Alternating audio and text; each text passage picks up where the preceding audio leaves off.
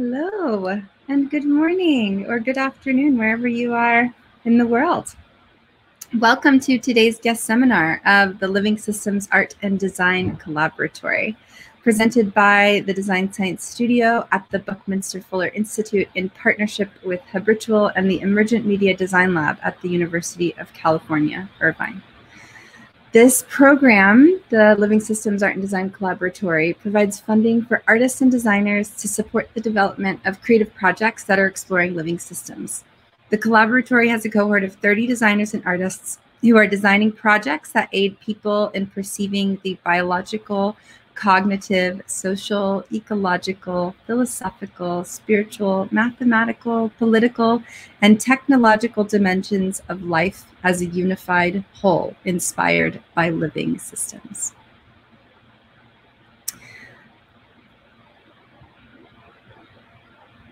The Design Science Studio is a decade-long anticipatory art and design-driven accelerator, inspiring a future that works for 100% of life.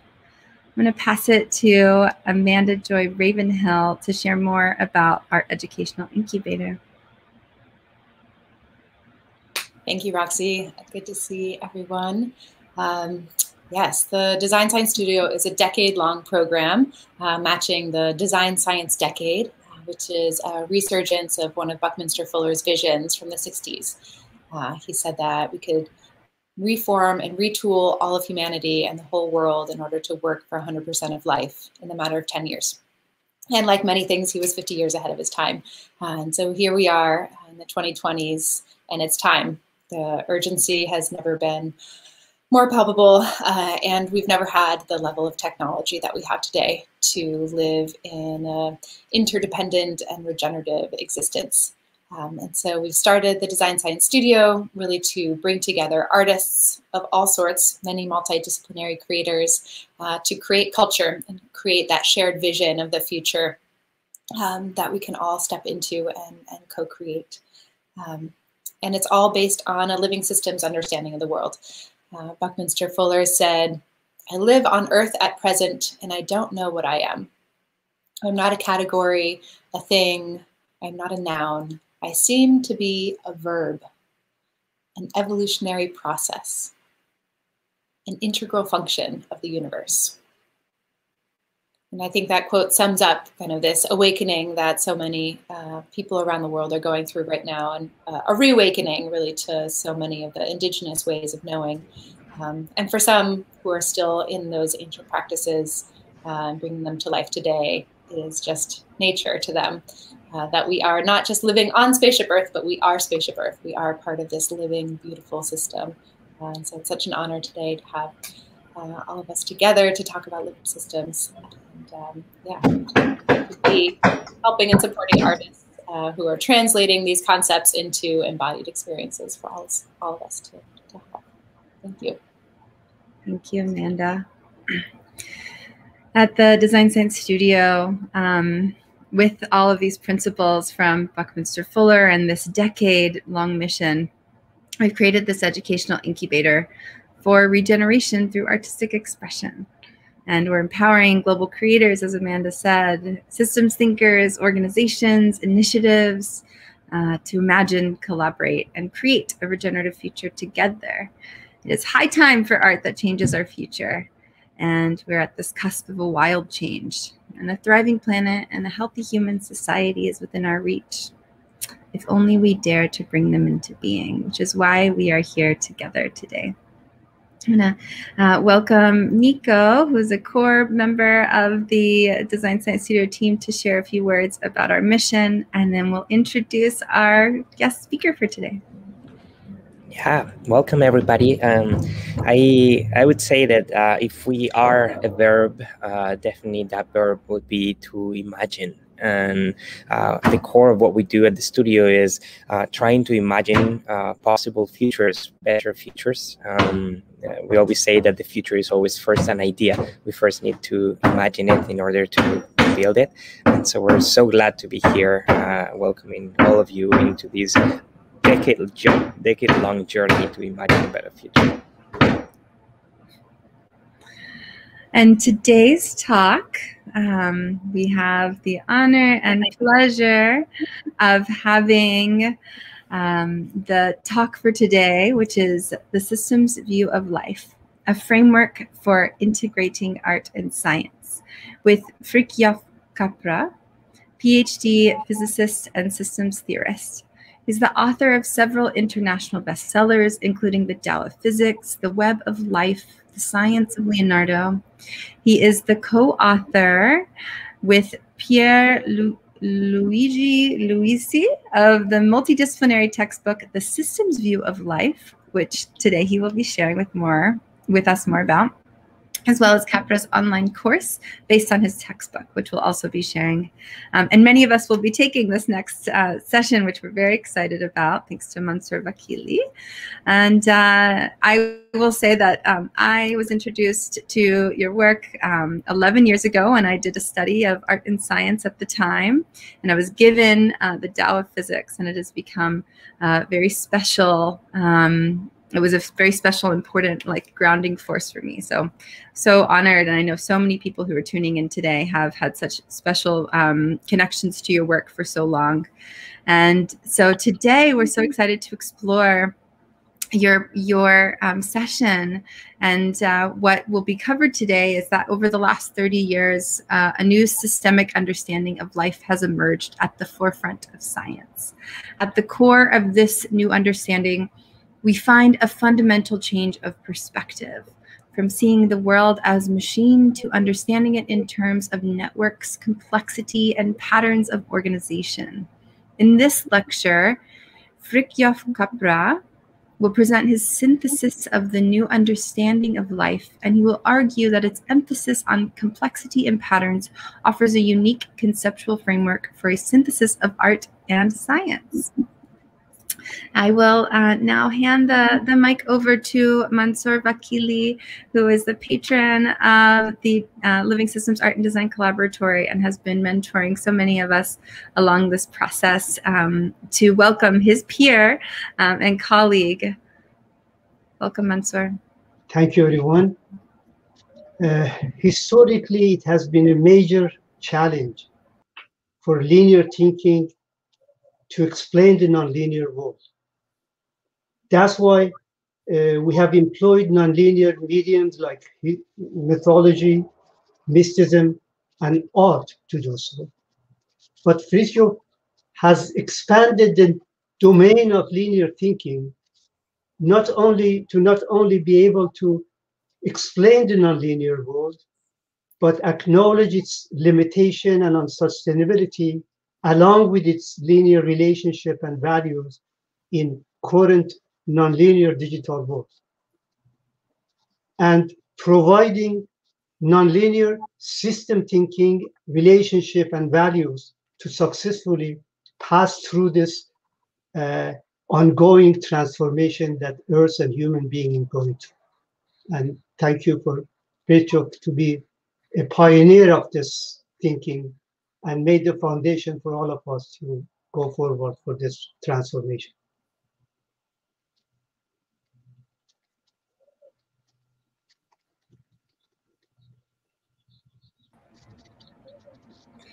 Fritjof, we would love for you to begin. Welcome. All right. Well, thank you. Hello, everybody. Thank you, Roxy, for this very nice introduction. And thank you, Mansour, for your words and for making this possible. It's really a delight to be in this company. Throughout my life, I've always sought the company of artists. And I have been inspired by many artists over the years and decades. As you have heard, I was trained as a physicist, and I spent 20 years doing research in theoretical high-energy physics.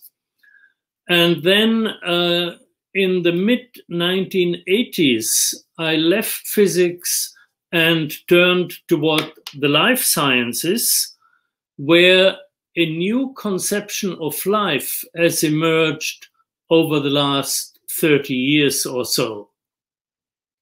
At the forefront of contemporary science The universe is no longer seen as some kind of a giant machine made of elementary building blocks. We have discovered that the material world ultimately is a network of inseparable patterns of relationships. We have also discovered that the planet as a whole is a living, self-regulating system. This is the celebrated Gaia theory.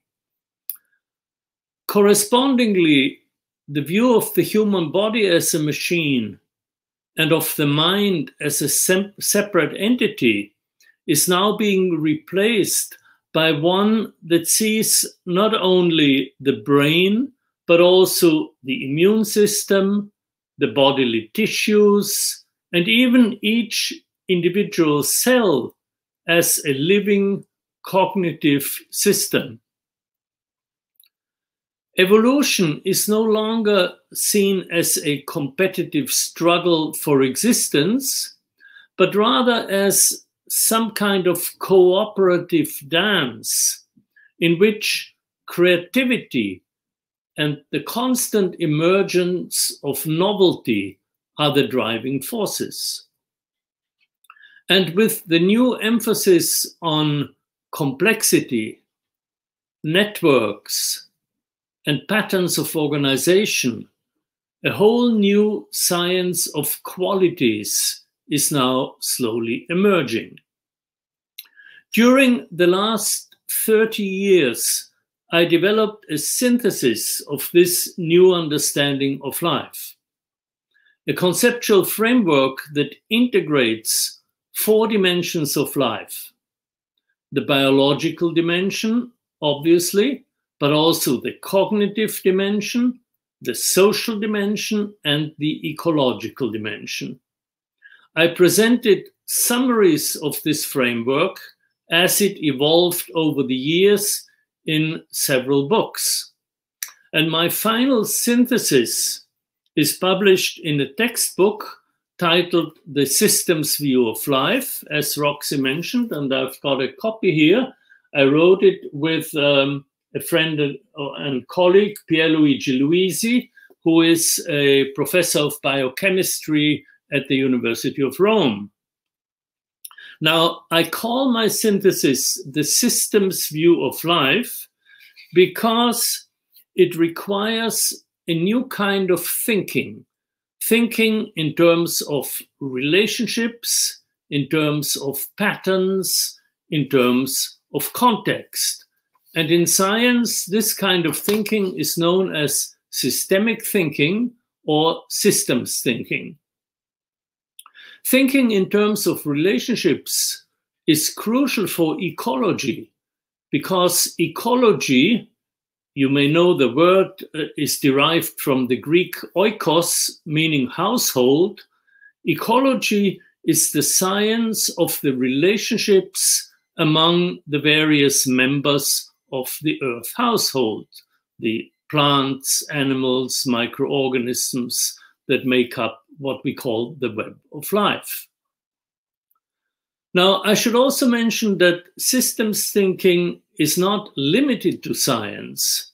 Many indigenous cultures embody profound ecological awareness and think of nature in terms of relationships and in terms of patterns.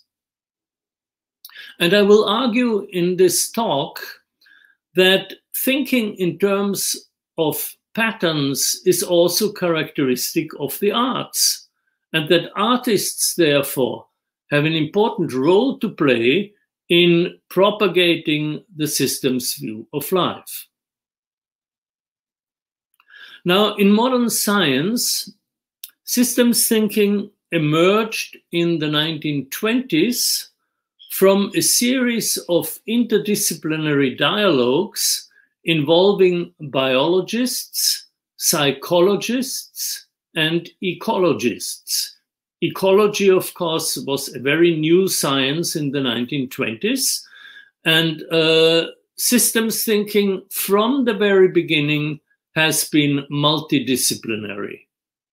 transcending disciplinary separations.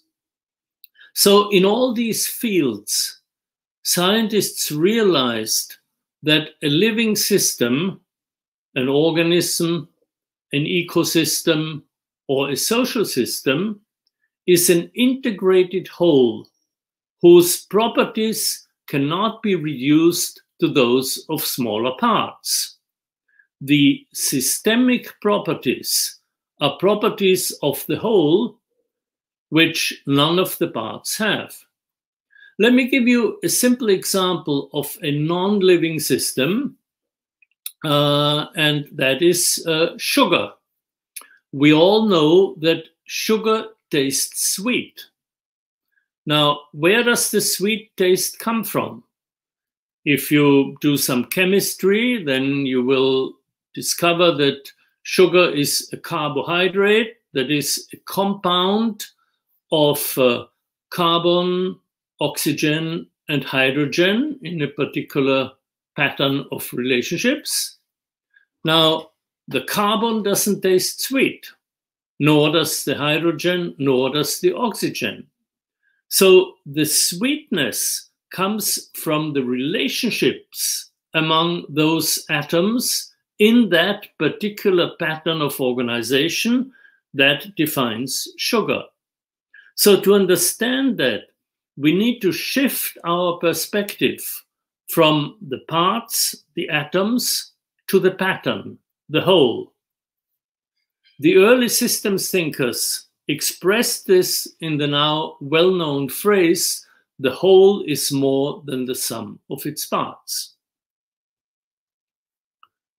Now, sugar is, of course, not a living system.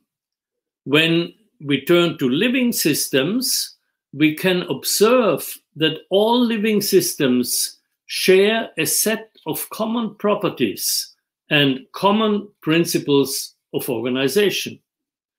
And this means that systems thinking can be applied to integrate academic disciplines and to discover similarities between different phenomena within the broad range of living systems.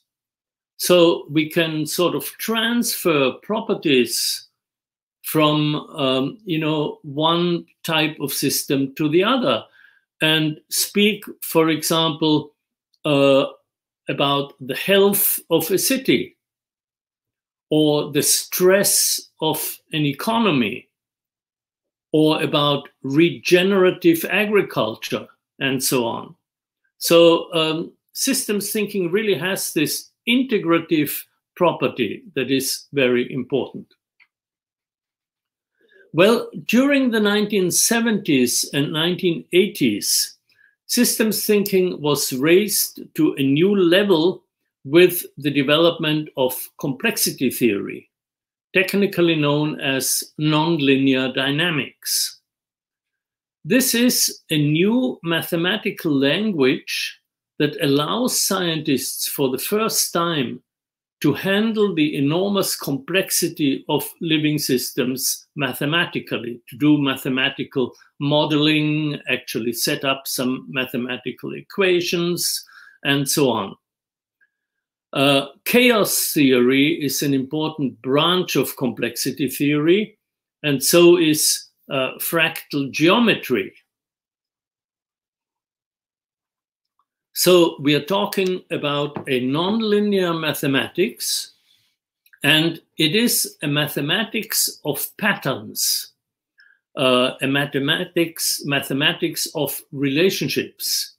You may have seen or heard about strange attractors in chaos theory, or about fractals in fractal geometry. Now, these are visual representations of the system's complex dynamics. At the same time, you may have noticed that these patterns can be very beautiful. And in fact, artists have recently begun to use fractals and attractors and mathematical patterns like this in their art. During the last 30 years or so, there has been a very strong interest in nonlinear phenomena, because with modern computers, scientists and mathematicians were able for the first time to not only set up these equations, but actually solve them with very new techniques. And this has dramatically increased our understanding of many key characteristics of life. So we have powerful new scientific theories, and my synthesis of these new theories is what I refer to as the systems view of life. Now, to present it properly would take a whole seminar, or better still, a whole course. And in fact, as Roxy mentioned, I teach such a course online. It is called Capra course. And if you're interested, the website is capracourse.net. I have taught this course now for 5 years, and we have a global alumni network of over 1,800 people who have taken the course in 85 countries around the world. So here in this talk, I can give you only a few highlights of the systems view of life. Well, one of the most important insights of this new systemic understanding of life is the recognition that networks are the basic pattern of organization of all living systems. You may know that ecosystems can be understood in terms of food webs, that is, networks of organisms. Organisms are networks of tissues, of organs, of organ systems. Tissues are networks of cells, and cells are networks of molecules. So wherever you look in the living world, you see networks. The network is a pattern that is common to all life. And indeed, at the very heart of the change of paradigms from the mechanistic to the systemic view of life, we find a fundamental change of metaphors, from seeing the world as a machine to understanding it as a network. Now, these living networks have been studied extensively over the last few decades, and these studies have revealed that their key characteristic is that they are self-generating. In a cell, for example, the simplest living system, all the biological structures, the proteins, including enzymes, the DNA, the cell membrane, and so on, all these structures are continually produced, repaired, and regenerated by the cellular network. Similarly, in multicellular organisms, the cells of the organism are continually regenerated and recycled by the organism's metabolic network. So living networks continually regenerate themselves by transforming or replacing their components. And in this way, they undergo continual structural changes, while at the same time preserving their web-like patterns of organization. And this coexistence of stability and change is indeed one of the key characteristics of life.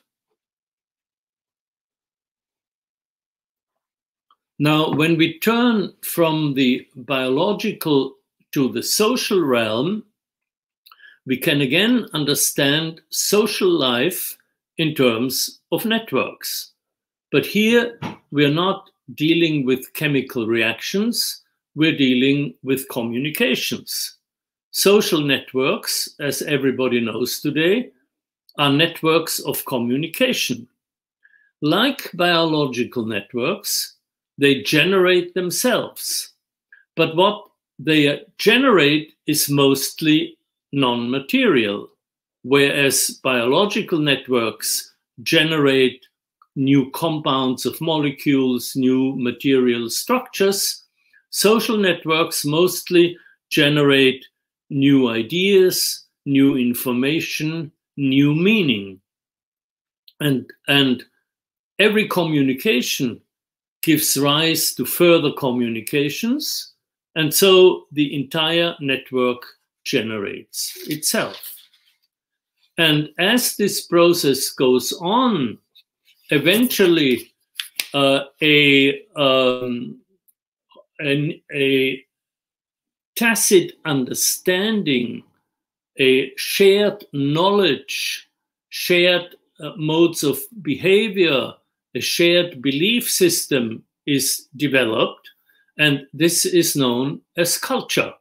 So culture is, if you wish, a common context of meaning that emerges out of the interactions of social networks.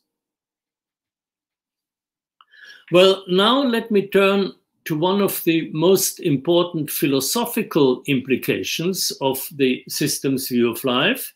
And this is one of the most radical implications, namely a new conception of the nature of mind and consciousness, which finally overcomes the Cartesian division between mind and matter that has haunted scientists and philosophers for hundreds of years.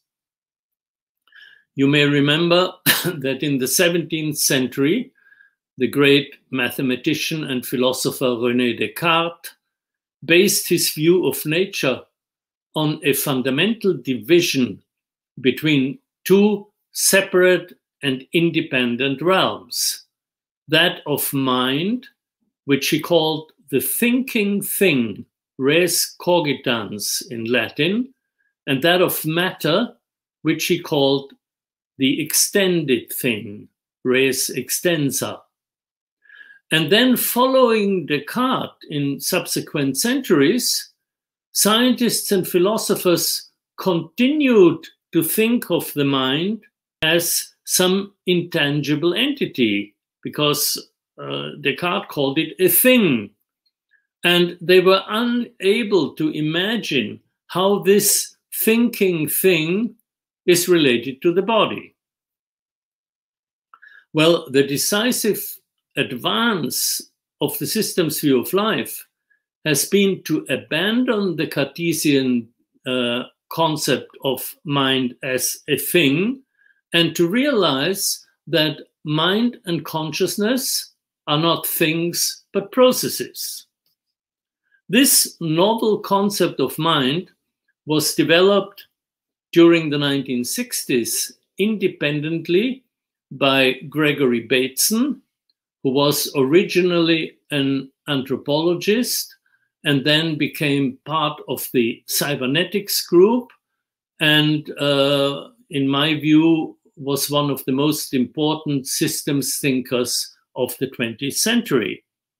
And this concept of mind was independently developed also by Umberto Maturana, a neuroscientist and biologist in Chile. And Bateson thought about what he called mental process, and Maturana focused on cognition, the process of knowing. And their central insight is exactly the same. It's the identification of cognition, the process of knowing, with the very process of life. According to Maturana, the activity involved in the self-generation and self-perpetuation of living networks is cognitive activity. In other words, cognition is the very process of life. The self-organizing activity, including a very particular form of interaction with the environment that living organisms have, is cognitive activity. And in this way, life and cognition become inseparably connected. Mind, or more accurately, mental activity, is immanent in matter at all levels of life, irrespective of whether a particular organism has a brain and a higher nervous system or not. So the entire organism participates in this cognitive activity in the very process of life. So for the first time, we have a scientific theory that unifies mind, matter, and life. And as such, of course, it has many important consequences and implications. Now, I want to emphasize that my synthesis of the systems view of life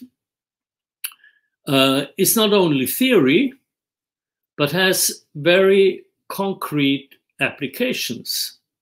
And so in the last part of our textbook, which is titled Sustaining the Web of Life, in this last part, we discuss the critical importance of the systems view of life for dealing with the problems of our time, with the problems of our multifaceted global crisis.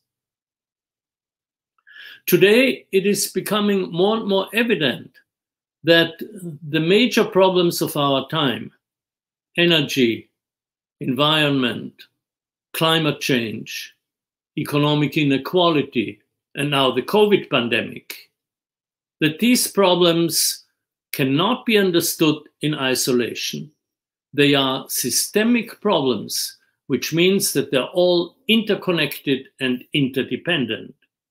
They require corresponding systemic solutions, solutions that do not solve any problem in isolation, but deal with it within the context of other problems. Over the last few decades, the research institutes and centers of learning of the global civil society have developed and tested hundreds of these systemic solutions all over the world. And in our textbook, we dedicate about 60 pages to a discussion and review of the most important and most effective of those systemic solutions.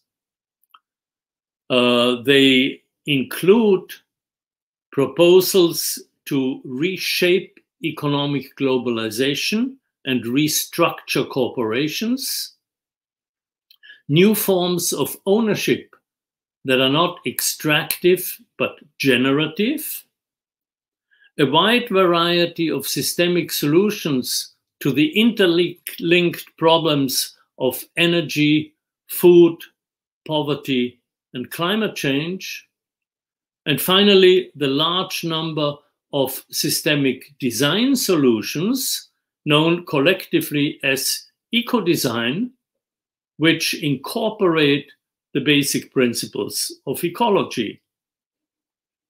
My conclusion from this extensive review of existing systemic solutions is that the new systemic understanding of life has given us the knowledge and the technologies to solve our major problems and build a sustainable future. What we need now is political will and leadership. Well, in conclusion, let me come back to the important role of artists in the current shift from the mechanistic to the systemic understanding of life. Systems thinking, as I have mentioned, involves a shift of perspective from the parts to the whole, from objects to relationships and patterns. Conventional science has concentrated on measuring and on quantities, but relationships cannot be measured they need to be mapped. So there is a shift from measuring to mapping to visualizing, from quantities to qualities.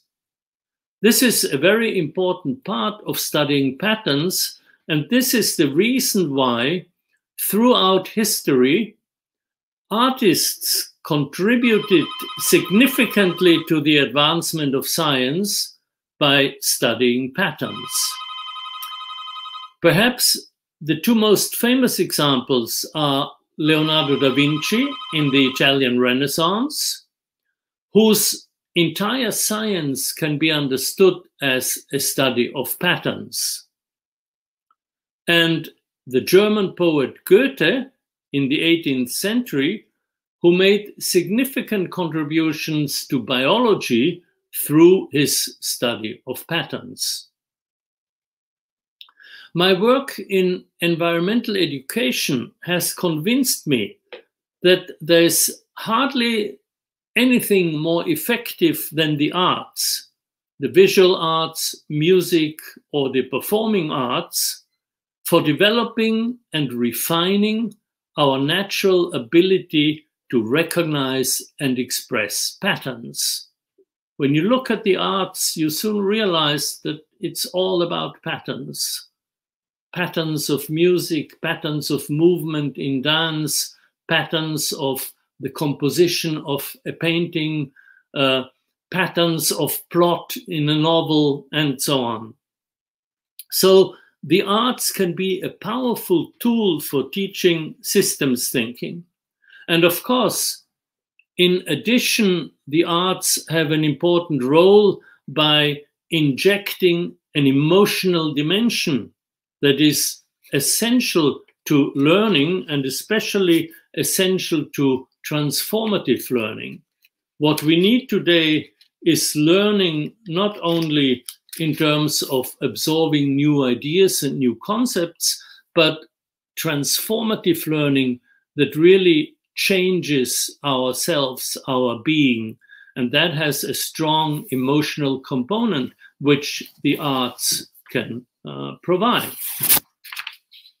Well, let me end with a few words about the unique synthesis of art and science developed by Leonardo da Vinci in the 15th century during the Italian Renaissance.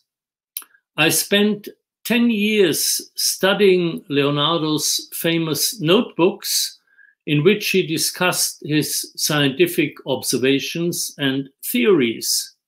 And I came to the conclusion that Leonardo da Vinci was a systemic thinker.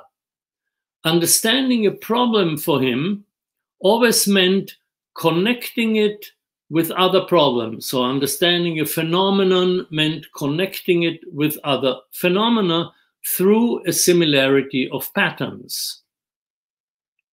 Nature as a whole was alive for Leonardo, and he saw the patterns and processes of the microcosm as being similar to those in the macrocosm. The unifying conceptual threads that interlinked his knowledge of macro and microcosm were life's patterns of organization, its organic structures, and its fundamental processes of metabolism and growth. In the macrocosm, the main themes of Leonardo's science were the movements of water and air, the geological forms and transformations of Earth, which he saw as a living being, the living Earth, and the botanical diversity and growth patterns of plants.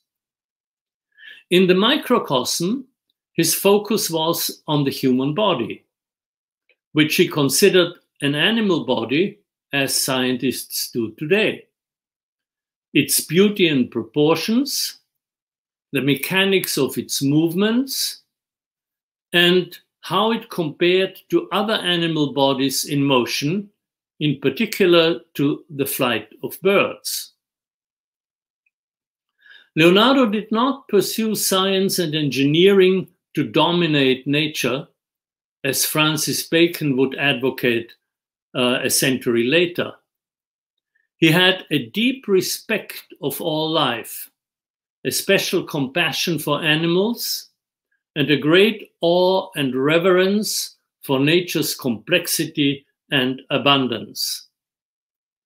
While being a brilliant inventor and designer himself, he always thought that nature's ingenuity was vastly superior to human design, and he felt that we would be wise to respect nature and learn from her. And in this, he anticipated the disciplines known today as eco-design and biomimicry. This, in my view, is the main reason why Leonardo's legacy is immensely relevant to our time.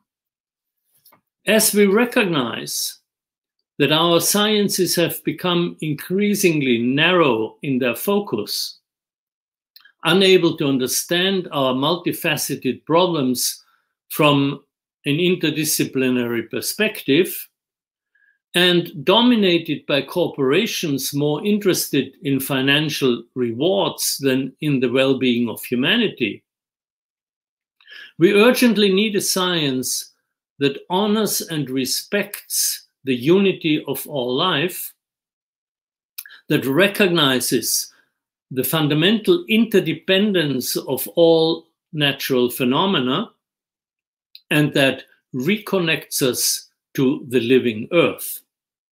What we need today is exactly the kind of synthesis of art and science that Leonardo da Vinci anticipated and outlined 500 years ago. Well, thank you very much for your attention.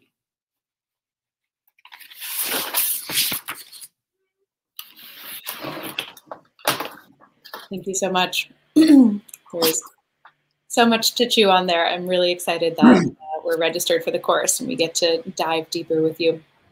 And encourage everyone to else to do the same. Yeah, and it echoes a lot of what Buckminster Fuller spoke about, right? He often talked about how he wasn't trying to just mimic nature, but really find the underlying principles of nature in order to design artifacts and design a world that could work for all life. I'm curious if you ever met him or saw him speak. I did meet him, yes. I met him in San Francisco in the 1970s, I believe. And he was already quite old, but he talked for about 2 hours. I was really absolutely amazed by his energy and his vitality. And after the talk, I had the chance to exchange a few words with him at a reception.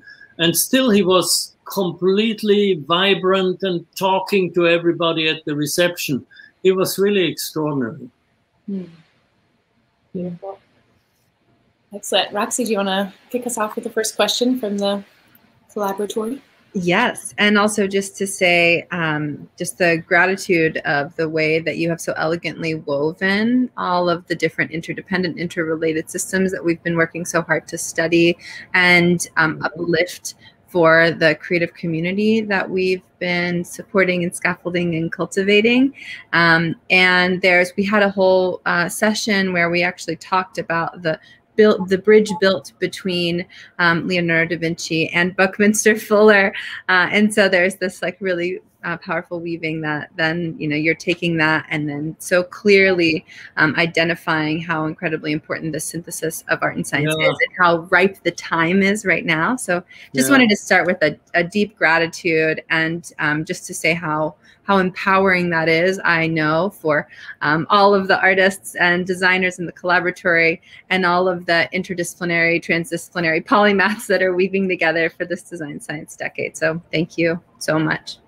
So the first question, of course, comes from Ruta, and she asks, what conditions are needed for this natural regeneration? We can then apply it in the society as a network.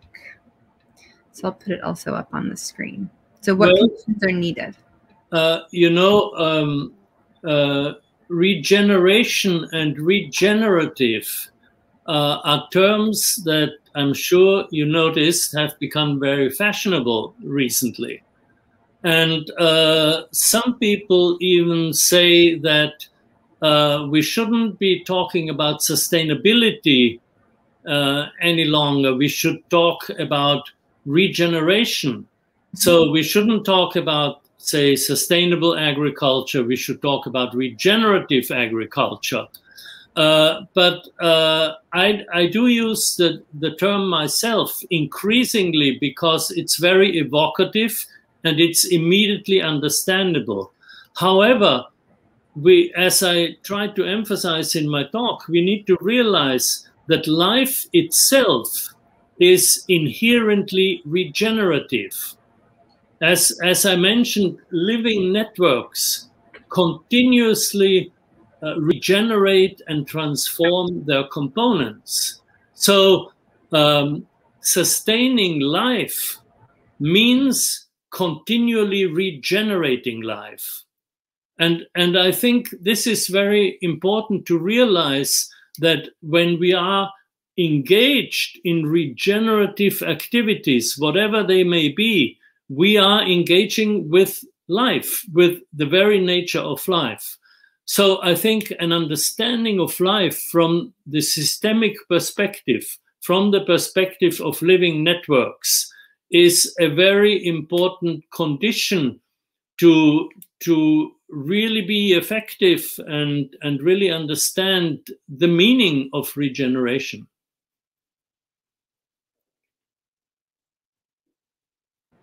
Thank you. And I feel like, I wonder if there's a way we can lean a little bit more now that we've talked about regeneration and how it is a natural phenomena, but like the question being what conditions are needed for it. I think what you said was that, what I heard was that it's already happening. And I wonder, like, what conditions do we, well, do we get to cultivate for that? Let me go a little further. Yeah, okay, great, that'd be awesome. When you then actually look at how nature sustains life, and this is very important part to learn from nature. We know that nature has sustained life for billions of years, more than 3 billion years from the appearance of the first cells. So when we look at how nature does that, we discover that nature sustains life by creating and maintaining communities. When the first cells evolved on Earth 3.6 billion years ago, they immediately formed tightly knit communities. These were bacterial cells, and so these communities are called bacterial colonies. And in subsequent evolution, nature has created communities at all levels of life. So the answer to what are the conditions, how can we be regenerative, how can we sustain life, the most effective and most powerful way is to create and nurture communities. And I suppose that's what you're doing with your art and design community. You're well on the way, of doing that. Thank you. That was a great answer and really clarifying. Amanda, would you like to ask the next question? Yeah, definitely. The next question is from Linda Booth Sweeney. She says, Leonardo recognized that all natural phenomena are fundamentally interrelated, and Bucky was cautious of specialization. Martin Luther King Jr. recognized the interrelated structure of reality. Indigenous cultures continue to speak of the same fundamental reality. So considering all of this, why is this reality not more mainstream? And you kind of just answered it a little bit, but how can we engage others in this reality? Well, if you go back through our intellectual history, you know, European, Western intellectual history in general, you can see that the mechanistic worldview, understanding the world as a machine, has been very successful for a long time. You know, Newton's mechanics, Newton's physics has been very successful in explaining many natural phenomena. And of course, the resulting technologies have been very successful, you know, including the Industrial Revolution and various technologies, machine-based technologies that were developed, but they have their limitations. And once the limitations were discovered, by that time, scientists and engineers and business people had invested very heavily in the mechanistic worldview. We have a similar situation today where we know that in order to save human civilization and continue human civilization, we need to abandon fossil fuels and we need to replace them by renewable sources of energy. But the oil companies and other fossil fuel industries have very heavily invested in fossil fuels. They make huge profits for them. And so they don't want to abandon them, you know, because they prefer to make profits for a few more years rather than looking further into the future. So this is the struggle. And of course, there has been a big struggle, and this is a very sad history, you know, between American settlers and the indigenous population, the Native American population. The Native American culture, like so many indigenous cultures around the world, do have this view of relationships. There's this famous saying that they think of nature as all my relations. Now, if you think of the theory of evolution, then you know that this is literally true, because relations, what are relations? Relations are, from the modern scientific point of view, we know that relations share certain aspects of the genome. There is a genetic link. And this is true for all living beings. We all descend from the same living ancestor. So the Darwinian vision is a vast network of life stretching in space and time. And this is what so many indigenous cultures intuited when they say, you know, the living world, the community of life, these are all my relations, all our relations. So it is time to honor that also, you know, from the scientific perspective.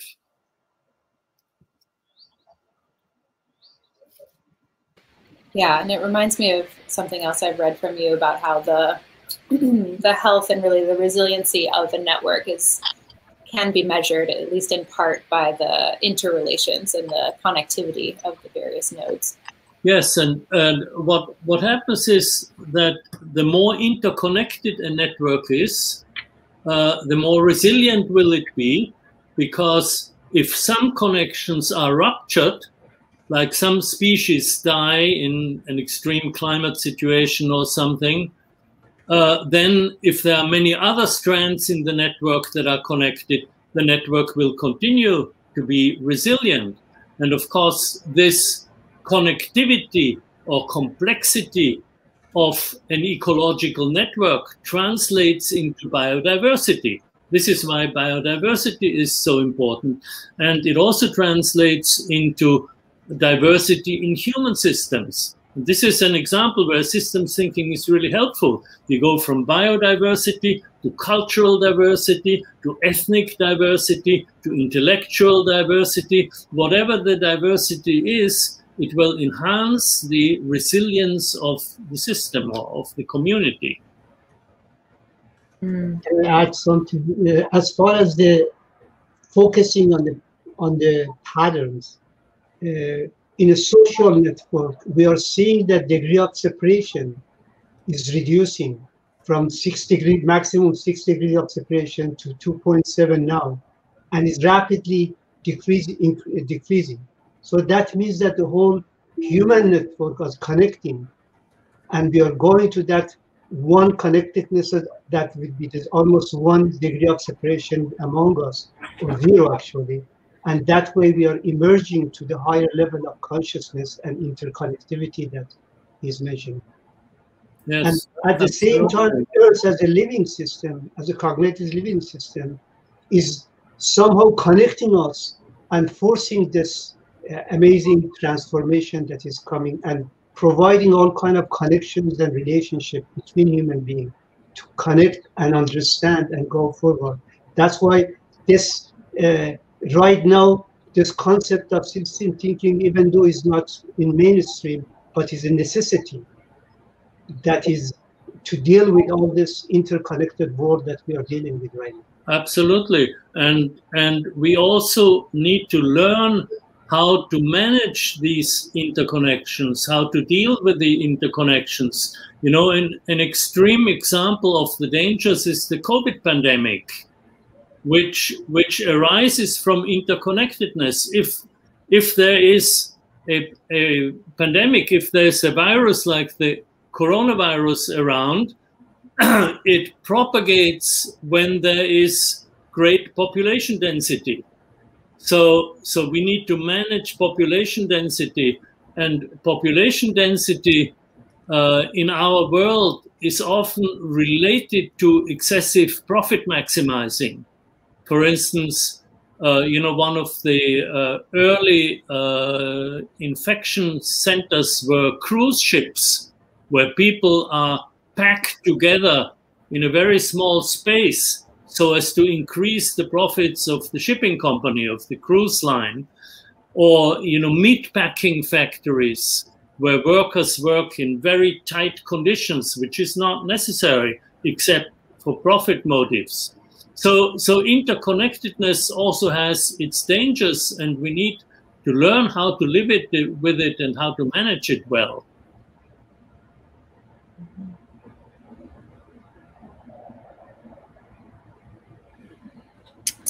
We'll move to the next question. Such a rich conversation. All right.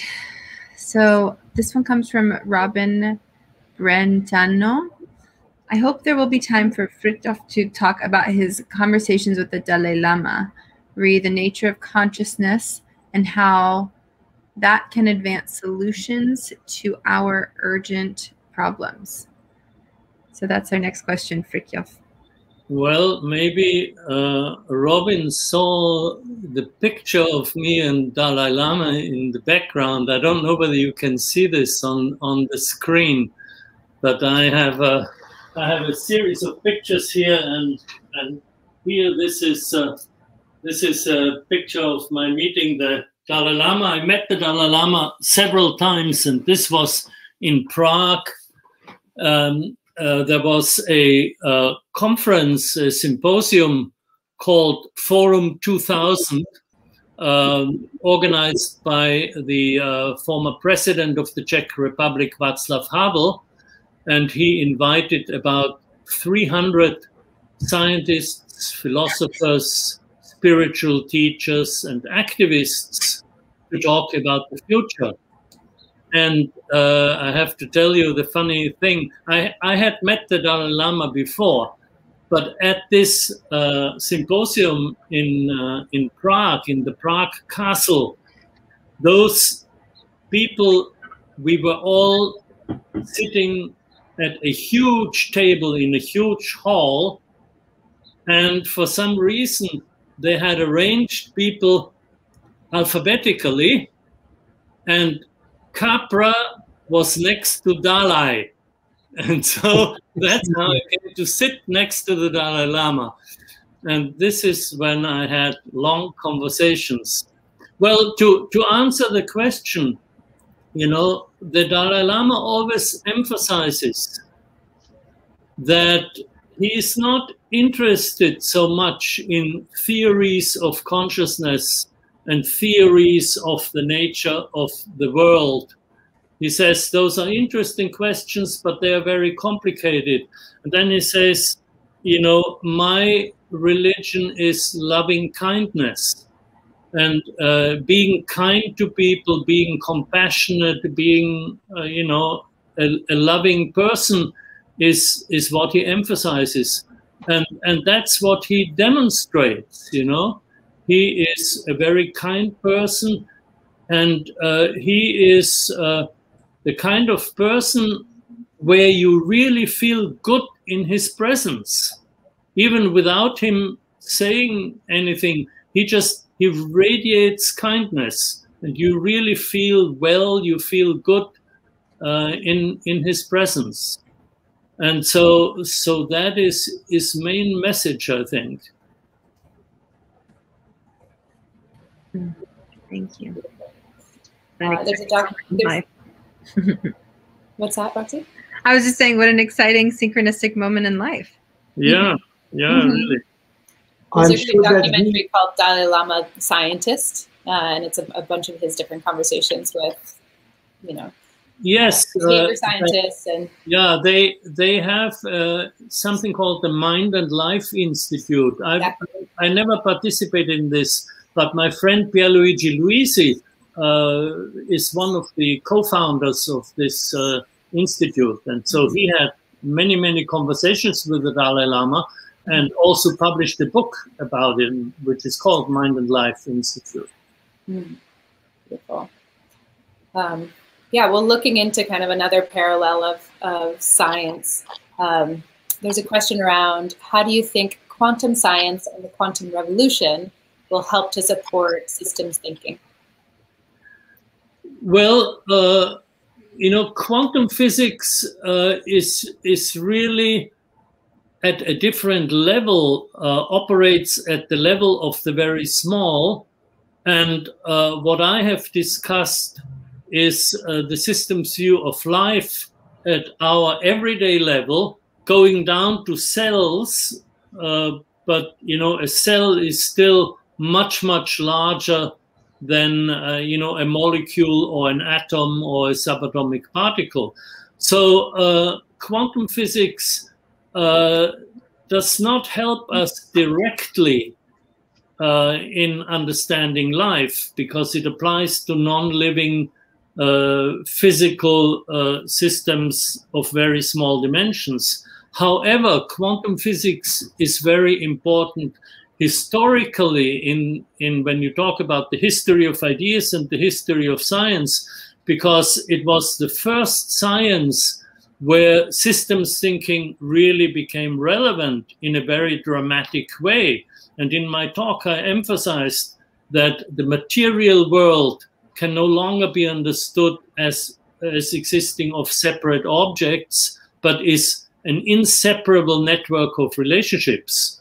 And this is what physicists struggled with in the 1920s when they investigated atomic and subatomic phenomena, because they found that their basic concepts like object, cause and effect, space, time, were not applicable in the same way at this subatomic reality.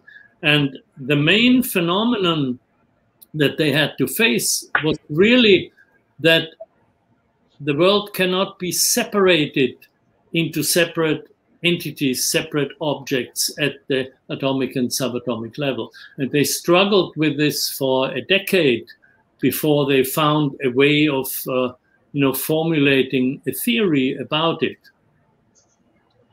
So all of this I discuss, to a great extent in my first book, The Tao of Physics. Quantum mechanics by nature, it's a nonlinear system, but they've been trying to explain it through the linear logic. Yes. And that's his reason it brings all kind of confusion.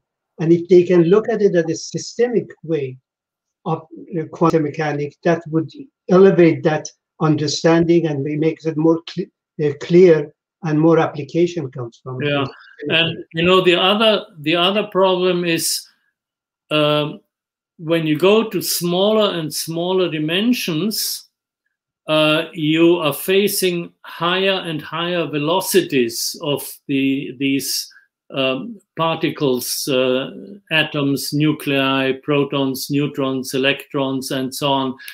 And in physics, when you deal with very high velocities, you have to apply Einstein's relativity theory. And so what we are looking for is really a combination of quantum physics and relativity theory. And that's the forefront of science right now.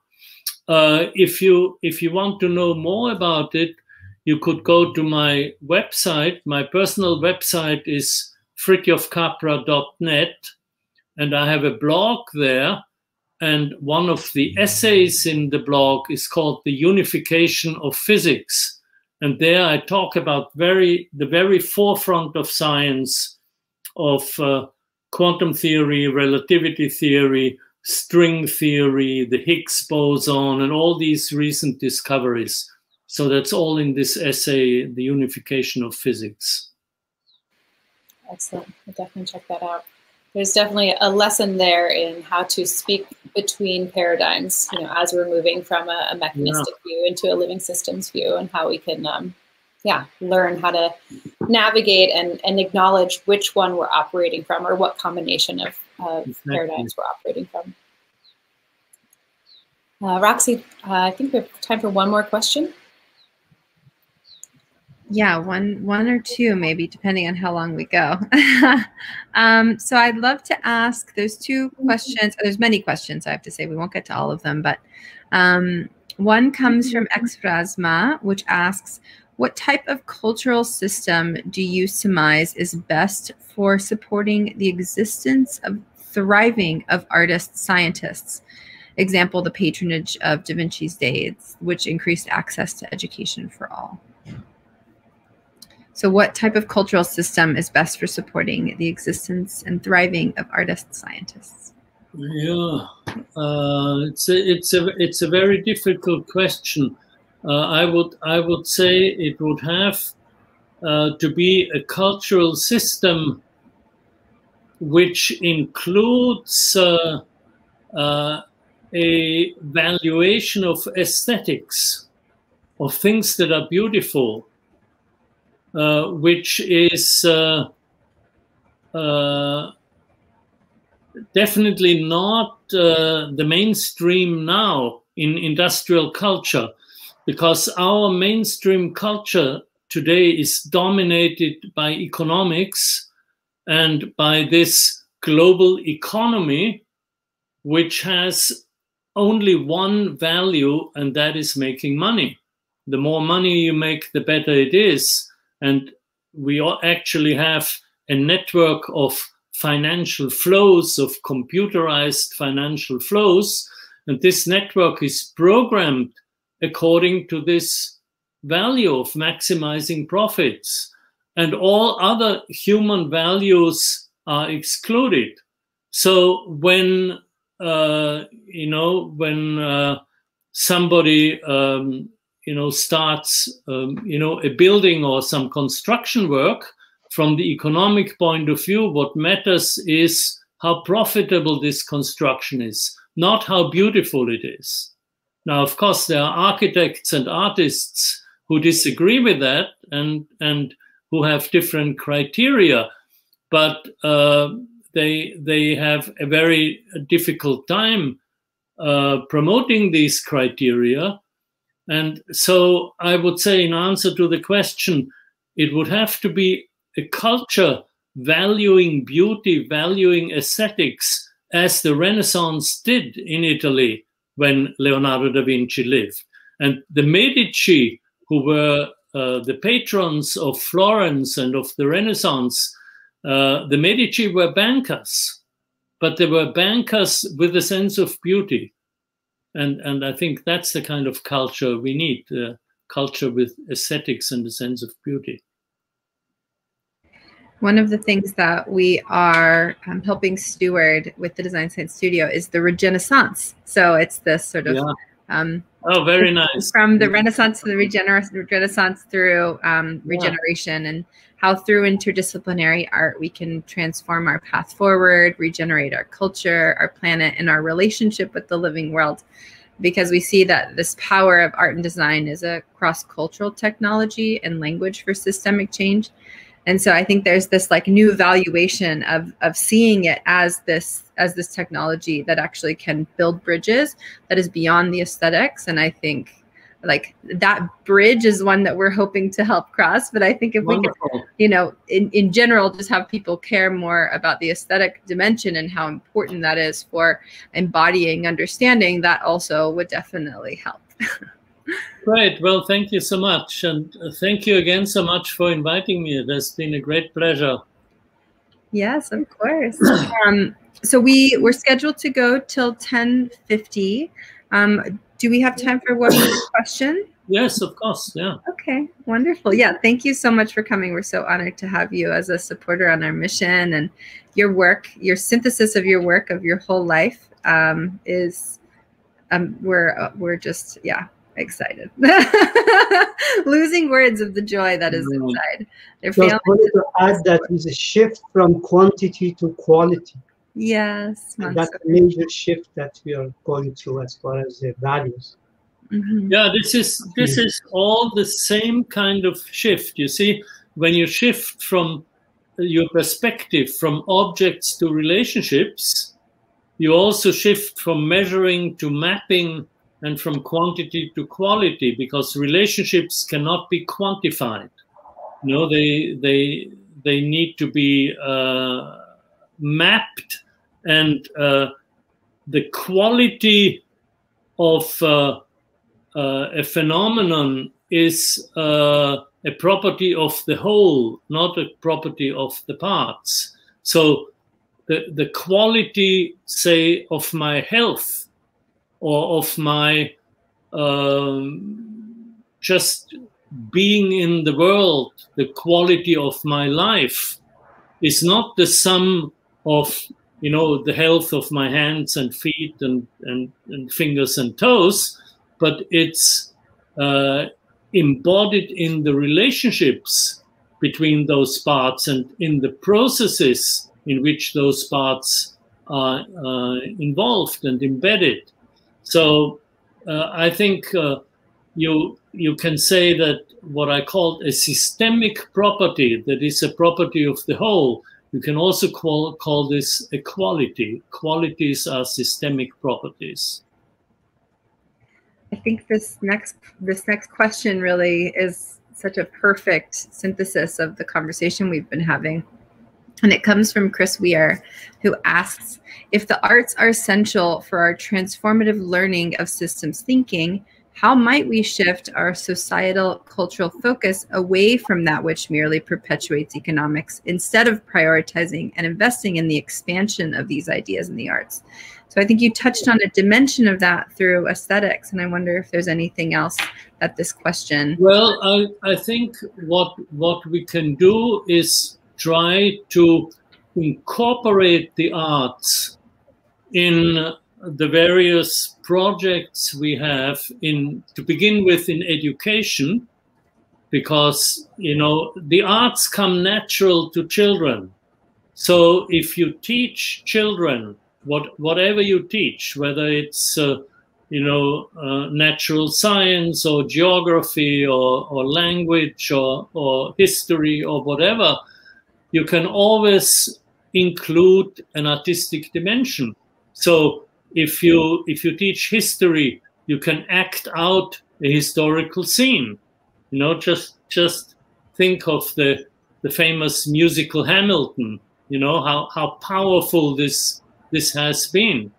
You know, acting out history in an artistic way, and you can use, with children, you can use drawings, you can use movement and dance. You can use music, singing, you know, all the arts as a dimension of teaching, of education. And when we organize conferences, you know, in the post-COVID world, when we'll meet again physically and be in the same room together and have symposia and conferences, to always include the arts and not include the arts just as entertainment, but include the arts as a contribution to the dialogue and a contribution to the discussion, because artists have a lot to teach us and to offer us. Yeah, one of our collaborators, Linda, she's using all kind of art and stories to communicate with the young generations. Very good, yeah. Excellent. Yeah, I think artists are, you know, one of the last disciplines, I think, to be taught systems thinking. They're told to look out, you know, and interweave between different disciplines. Buckminster Fuller talked about architects, you know, having a similar kind of upbringing in their academia. And yeah, I think artists are systems thinkers, but just haven't been celebrated as much and have been kind of, closed off as like it's just an entertainment realm versus a sense-making, you know, illuminating. Absolutely. And also there's the intersection of art and business, which is very unhealthy, you know. The way galleries are run, you know, are from a business perspective. And again, you know, making profits is the only value. So that's a very unhealthy thing. Mm-hmm. Well, shall we end on something positive? I think it is positive. I think it is something really synchronistic about that's what we're doing at the Design Science Studio, is actually supporting, including, and standing for artists as a core contribution to the dialogue and a key player, and shifting the culture around that so that we can uplift and empower them as key systems thinkers and an important part of the puzzle as we're moving towards regeneration for our culture and our planet and our interconnected and interdependent world. And so we're on that mission definitely already. And thank you for illuminating it even more clearly with us today. Wonderful. Thank you. Thank you so much. Yeah. Thank you. You have any closing thoughts, Amanda? Yeah, just feeling really grateful to have exactly like your shoulders to stand on and all the synthesis that you've done, and then to be kind of in this community within Buckminster Fuller Institute, to kind of take it and expose it. We often talk about how the conversations at the edges need to be the conversation more in the middle, and so really grateful that we can continue building on your work. Wonderful. I have a question for you, a final, if you had like some words of wisdom to leave our audience with. You know, you have been so dedicated to your craft and to this work your whole life. And because of it, you have brought so much through that is now a guiding light to so many. What kept you going, and like, you know, how do you stay connected to that? And what can you offer all of us as we are weaving with you forward? Well, I think, Roxy, I would come back to the importance of community. You know, I've always tried to not only think in terms of networks, but also to live within networks. So I have been part of a community, a global community of systemic thinkers and activists for a very long time. Ever since the 1960s and 70s, you know, long before the internet and websites and emails, we had a global community of thinkers and activists. And I just find being in a community extremely nurturing and very powerful for transformative learning. And I believe that he has embodied this system thinking and relationship in his body network and his thinking and any relationship that he has, and you can feel that when you're talking to him. And no wonder Dalai Lama was impressed with your existence, because you were feeding him and he was feeding you at the same time with the energy that you have, always positively and always intelligently to help others at the same time, and that's an amazing value that we can learn from you. Yeah, And thank you. Thank you. And I know that through conversations with Mansoor Fritjof that you were a big influence in why he ended up deciding to put so much resource and support behind creative communities to help bring different dimensionality to the work so that we can have different mediums for embodiment and understanding. And so through that and through both of you, so many people's lives have been transformed in this community. Thank you so much. Thank you. All right, be well, everybody. Bye-bye. Bye-bye. Thanks, everyone, for tuning in. Thank you, Mansoor. Thank you. Amazing.